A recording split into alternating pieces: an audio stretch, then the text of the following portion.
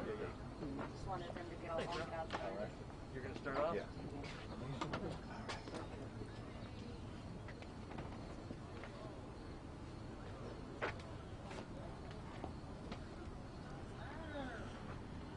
My name is Al Edmondson. I just want to welcome everybody for coming out today. I want to definitely thank our Secretary of State for coming over here to launch this initiative in barbershops and beauty shops around the state of Ohio. Also, I want to thank the Board of Elections.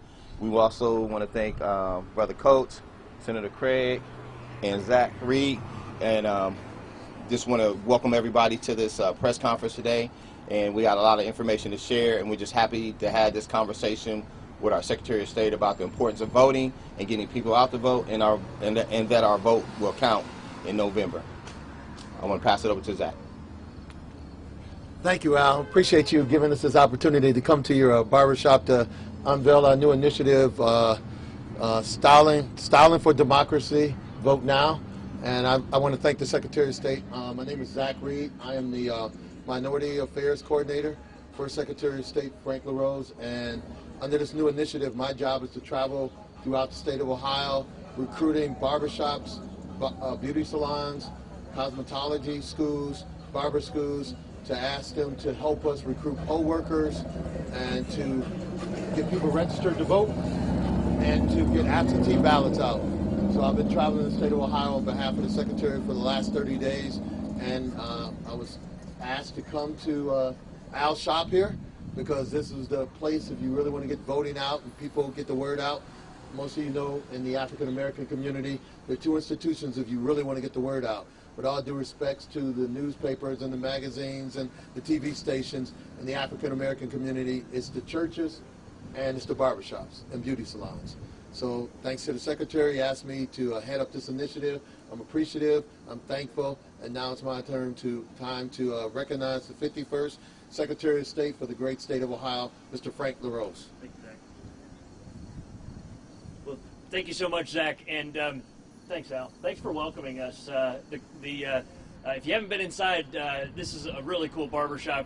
They've got a great mural that tells the story of the neighborhood, and actually one of the faces on the mural is my friend Senator Craig, which is pretty awesome that you've been honored in that way. A Cut Above Barbershop is doing it right. Al has recruited or gotten over 2,000 people registered to vote, getting people their absentee ballot forms. It's awesome. They're working hard at it. And this is an initiative that we're taking statewide. The idea of getting out to barbershops and beauty salons is one that actually I didn't come up with, and actually Zach didn't come up with it either, although Zach's been doing all the hard work to make it happen. It was my friend Eric up in Akron, who owns a place called the Beyond Expectations Barber College, and he took a whole group of his students to the Summit County Board of Elections last year and got them registered to vote and posted it. And I called him up and I said, Eric, that's a cool idea. We need to take this statewide, and that's exactly what we're doing. So as you've seen, we've got a whole variety of different things that we're doing to try to reach out to people.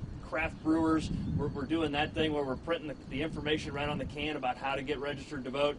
This is just another one of those ideas that we're trying to get out there. And as Zach was saying, barbershops, beauty salons, these are the centers of the communities and neighborhoods all throughout Ohio.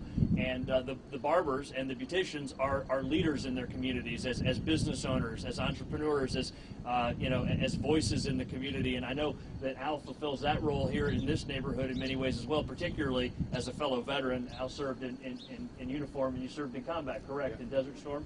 And so that same kind of leadership that Al learned in the military, he's exhibiting here in the neighborhood by helping get people registered to vote, helping get people signed up to be poll workers, and helping get people their absentee ballot request forms in. And I know the Franklin County Board of Elections appreciates that, because the more absentee ballot requests that we can get in early, the better. That way we're not swamping the boards of elections at the last minute. And so that's why we're trying to get as many absentee ballot request forms turned in as early as we can. This initiative has three main objectives. First of all is to get people registered to vote. You have between now and October 5th to get registered to vote. It's simple to do. You can do it at voteohio.gov, or you can do it with the forms that we have inside here. The second initiative is to try to get people their absentee ballot requests so that we can get those filled out and get them sent in. Of course, we're mailing out 7.8 million of them this week, and we were out at the print shop last week where they're printing them. This is like 17 or 18 tractor trailer loads full of mail.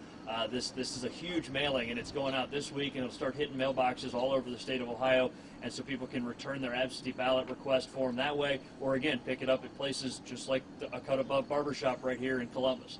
And so that's the second part of this initiative. The third part is signing up poll workers. We need poll workers all over the state, 35,000 of them, to do this important job, and it's important that Ohio's poll workers reflect the diversity of our state. And so when people come into a neighborhood polling location, they should be greeted by one of their neighbors who's running that polling location. And so we're working to make sure that that happens, again, through this initiative and many others as well. Now, another fellow veteran, by the way, and somebody who I had the pleasure of serving with in the legislature, somebody who I consider a dear friend, is our state senator for this district, Herschel Craig. So, Senator Craig? Let me take this opportunity this morning to certainly thank the Secretary LaRose, also to recognize Al Edmondson for all of his work. It is not hyperbole to say what Al has done and continues to do. He has served as the president of the Business Association in the Mount Vernon Avenue area, and he continues to serve in his role in terms of leading us on this voting issue. I also see Ed Leonard, who is our elections official, and certainly deserves high praise and work for the things that he does in this community. But I grew up in this community, just a rock throw away from here.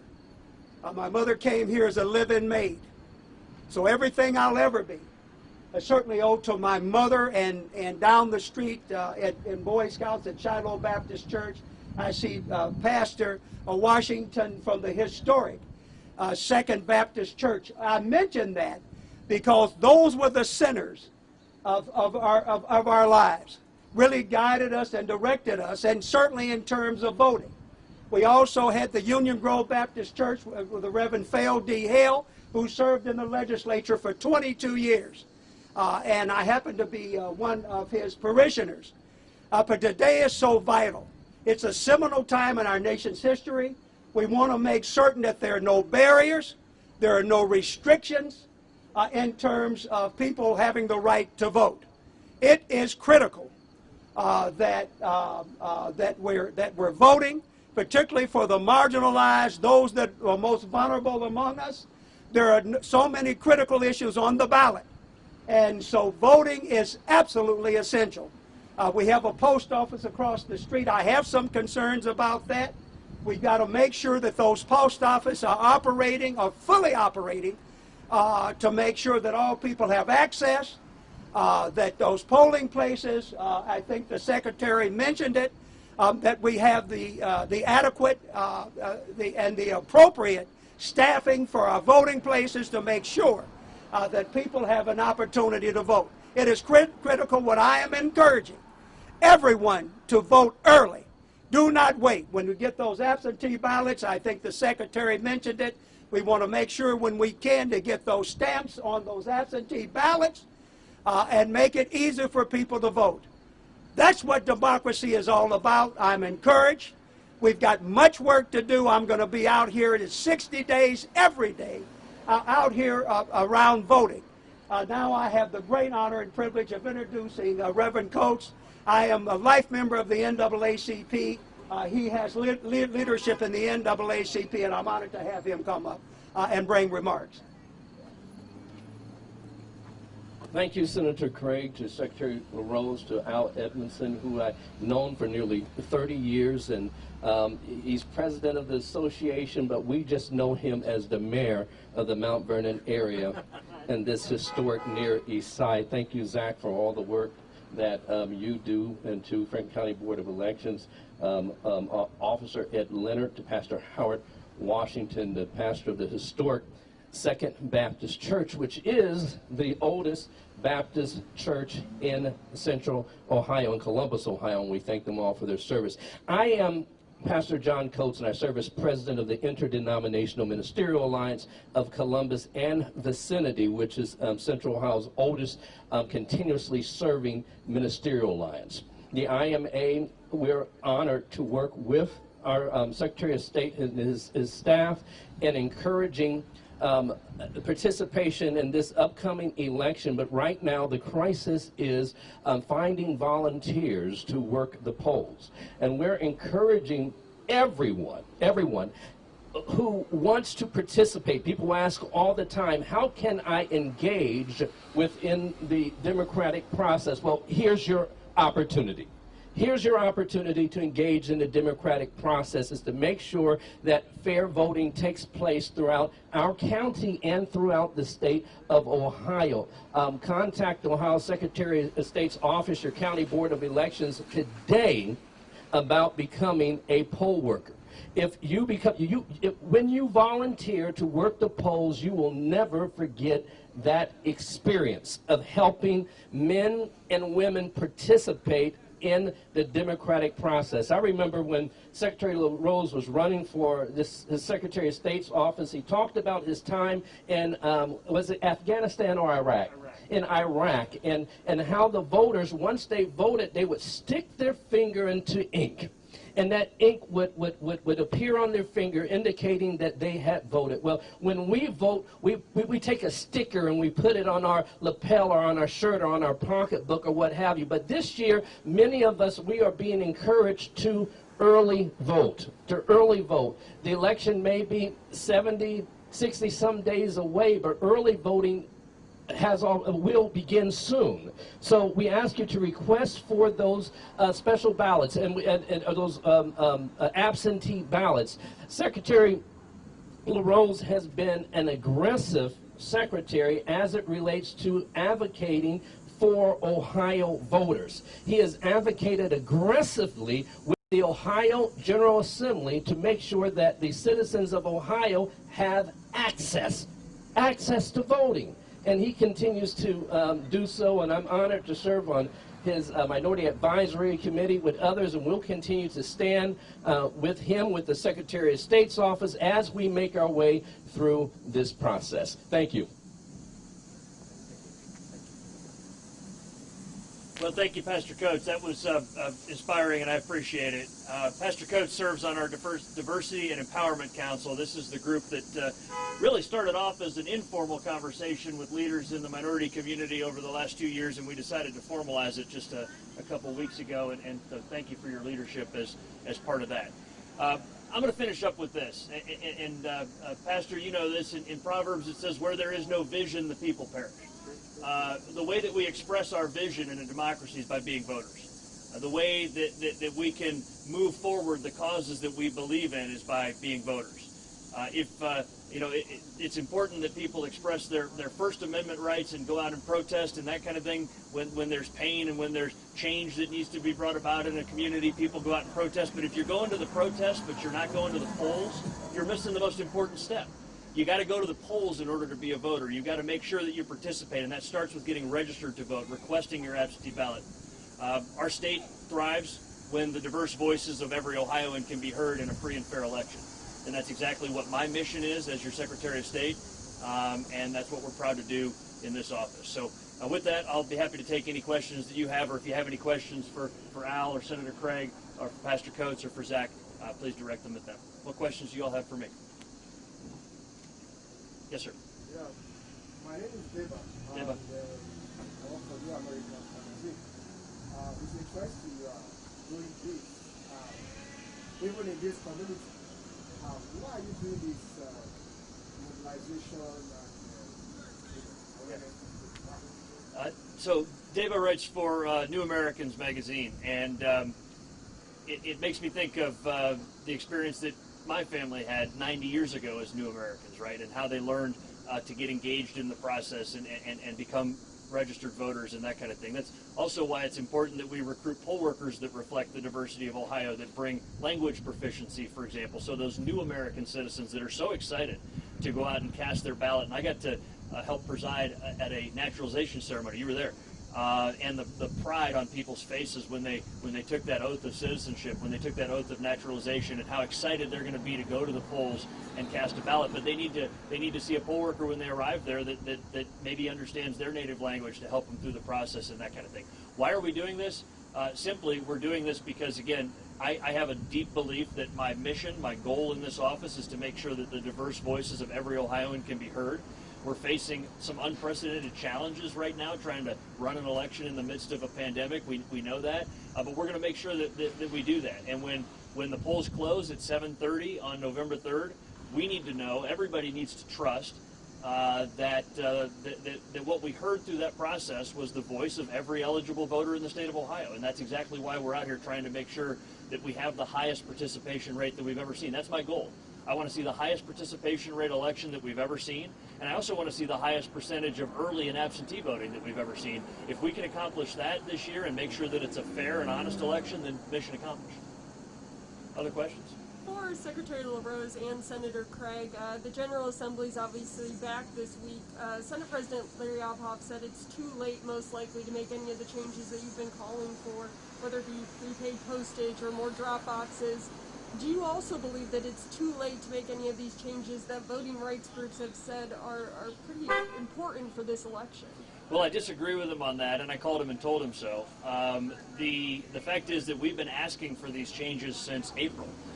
We brought a package, a proposal in front of the state legislature back in April that said that here are the things that we need to do to make sure that we can have a clean and honest and fair election in the state of Ohio.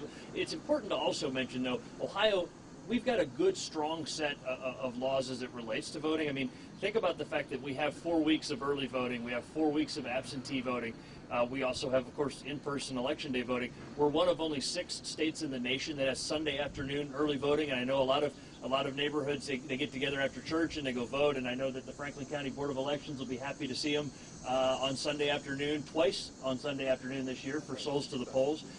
Many states don't have that, so Ohio's ahead of the curve in many senses. But there are a few tweaks that we needed to make.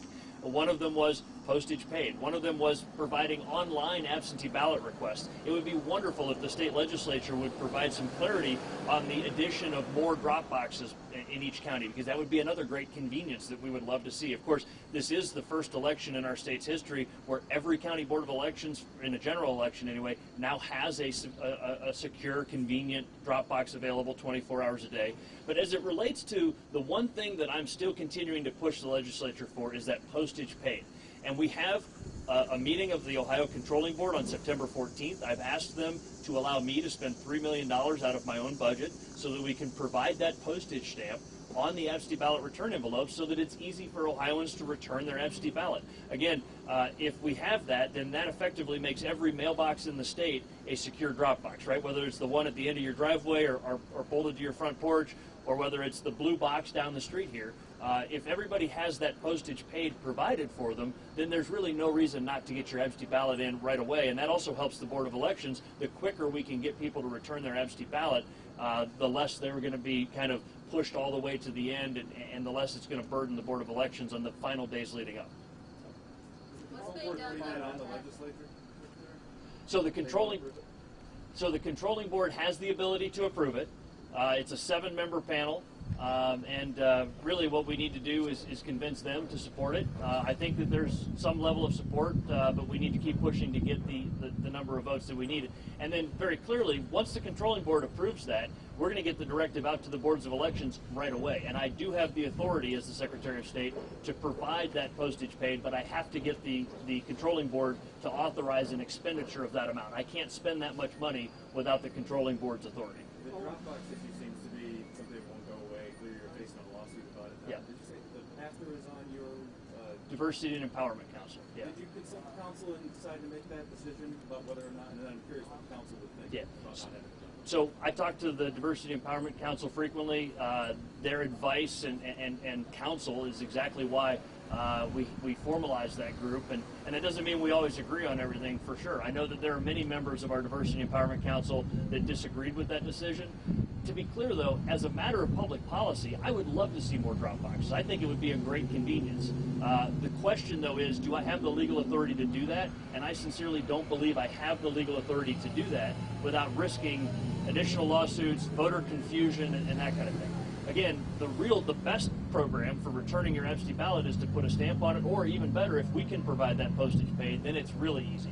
But to expand the program for additional drop boxes in each county, beyond one at the Board of Elections is something I just don't believe I have the legal authority to do. Following up on the postage paid question, the Senate President says he doesn't think you would be able to do that because county boards of elections can't do that. And in this case, he justified it as you'd be getting the money, then you'd be sending it to the county boards to do it, therefore they keep doing it against the law. Yeah, so the President and I had that conversation. In fact, over the weekend, I disagree with his assessment on that. And I would say it's very clear when the legislature put in place the prohibition on counties providing postage paid, there was a very clear reason why they did that. This is recent history. It was like 2010 or 11 that the legislature passed a bill that said counties may not provide postage, and here's why. Because certain counties were doing it and others were not, which is kind of a clear 14th Amendment equal protection problem when the voters in one county get that benefit and the voters in another county don't. So when the legislature said counties may not provide postage paid, the legislature did not say that the Secretary may not, because clearly when the Secretary of State provides postage paid, it is a statewide program. And that's exactly what we would be doing here. We would be implementing a statewide program where all 88 counties, all 7.8 million registered voters in the state of Ohio would get that benefit, taking away that equal protection concern that was at the root of why that statute was passed initially. So I just don't agree with that argument in any way. What the law says is that the boards of elections may not provide postage. Great. So the Secretary of State will provide postage if the controlling board authorizes us to do that.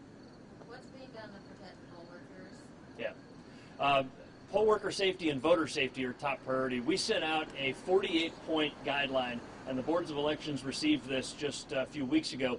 This was written with the help of the CDC, with the help of the Ohio Department of Health, and we actually reviewed it with the Ohio Association of Elections officials before we put it out. So to be clear, what we're doing is mobilizing personal protective equipment to the county boards.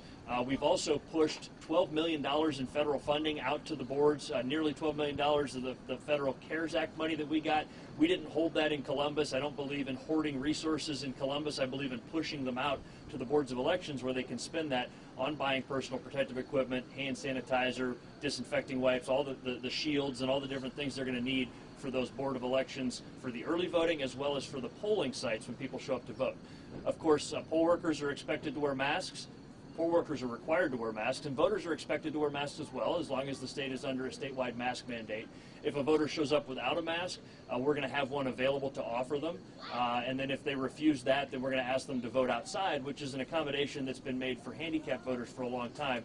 And so there's a lot of different ways that we can go about it, but making sure that those polling places are safe is an important, priority of our office. And by the way, that's also why we're pushing so hard for absentee and early voting, because the more people that vote absentee, the more people that vote early, are fewer that we have to serve on election day. And so we don't want to see crowding or lines or that kind of thing at polling locations.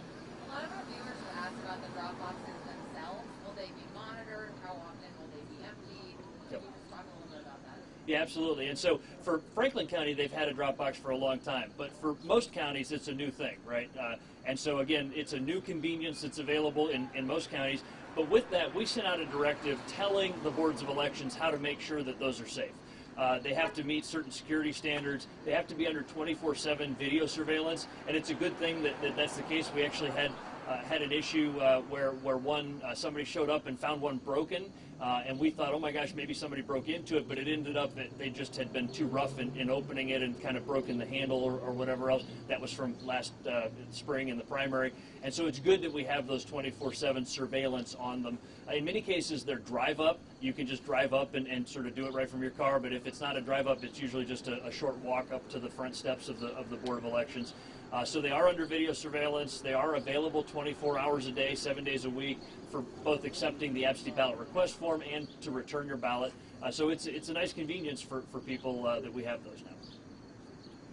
Other questions? Anything I didn't cover? Kanye West removed from the ballot? Sorry? Why was Kanye West removed from the ballot in Ohio? Because he didn't fill out his paperwork correctly. If you want to run for president, you have to fill out the paperwork correctly. There were significant errors on his application that were such that I just couldn't approve it. I mean, legally, there was no way as Secretary of State that I could look at this form filled out incorrectly and say, okay, we can put you on the ballot. These are things that are just kind of, it's a very binary question. Did the form get filled out right or not? And in this case, it was not filled out correctly. So Other questions? What's the timeline to apply for put your name on the ballot? So that timeline is already passed in Ohio, right? And so it's a rolling thing for independent candidates and then for party candidates. So that timeline has already passed. And what is it, 90 days before the election? I think there's 90 days before the election. But the fact is that timeline has already passed in Ohio, both for major party candidates and for independent party candidates. Now, the deadlines that we're focusing on right now are reminding Ohioans that October 5th is the deadline to register to vote. That's 30 days before the election. According to the Constitution, you have to be registered 30 days before the election. And so we're trying to remind people October 5th is the deadline to get registered to vote. And then October 27th is the deadline. We've told people don't request your absentee ballot after that date because it may not arrive. That's 1 week before the election. The law says you can wait up until Saturday, but that's a very bad idea. So we're telling people don't request your ballot after the 27th of October. And then, of course, you have to mail it in by the 2nd of November, which is the day before the election. Other questions? Question for anyone. How do you convince minority communities that have been disproportionately impacted by COVID-19 that it is safe to be a poll worker and to vote when they look at these statistics and show I'm more likely to get COVID-19, and if I get it, I'm more likely to die from it as well? Again, it's about demonstrating our commitment to those poll workers by showing them, not just telling them, the kind of precautions that we're putting in place. It's by demonstrating to them that we're doing all we can do to make sure that they have the personal protective equipment that they need, that the polling locations are not going to be chaotic, they're going to be orderly in how they're conducted, the machines are going to be 6 feet apart, they're going to be wiped down between voters, they're going to have hand sanitizer available. All of those kind of things are important. I mean, again, just 2 weeks ago, we were up at a factory in Lake County where they're manufacturing masks, great Ohio manufacturing company that's helping out, and they donated close to 500,000 masks and more coming in all the time. We've got folks that are manufacturing hand sanitizer and donating it in massive quantities to us that we're then distributing out to the boards of elections.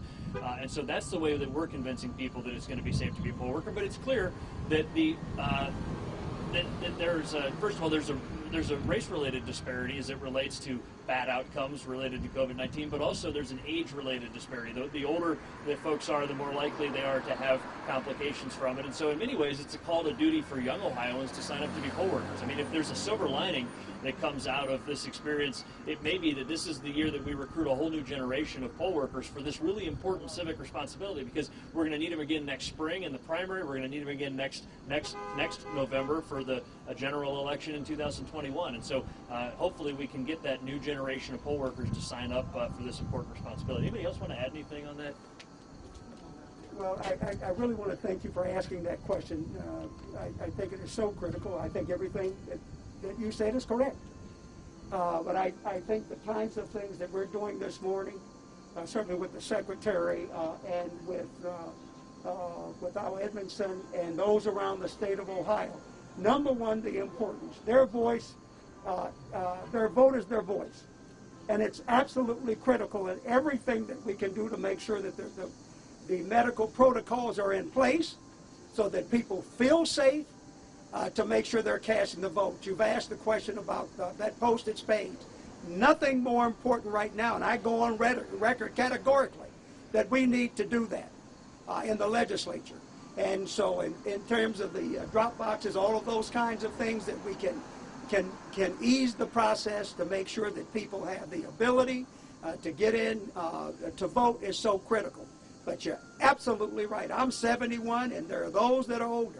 They're deeply concerned, but I think the kinds of measures that we're extending to encourage young people, military folks, other folks, to take that mantle to be poll workers are so vitally important right now, so that folks don't feel inhibited or don't feel, because it's real.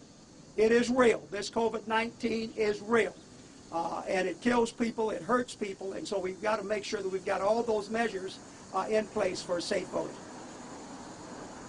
I just wanted to say, on that question, I can tell you, I get my hair cut every week. I go to church every week. There are 2 locations where people of color go to almost every week. If my pastor tells me that it's safe to go vote and it's safe to be a poll worker, then I believe my pastor.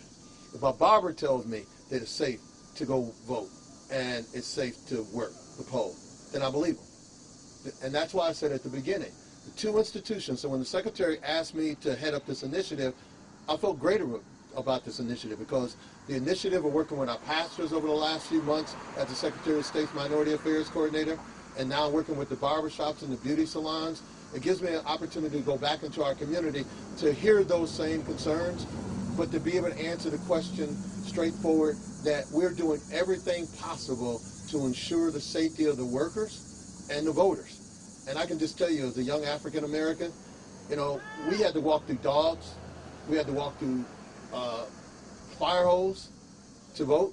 This is very important, personal to us. So I know the Secretary has done a fantastic job of ensuring the safety of our community.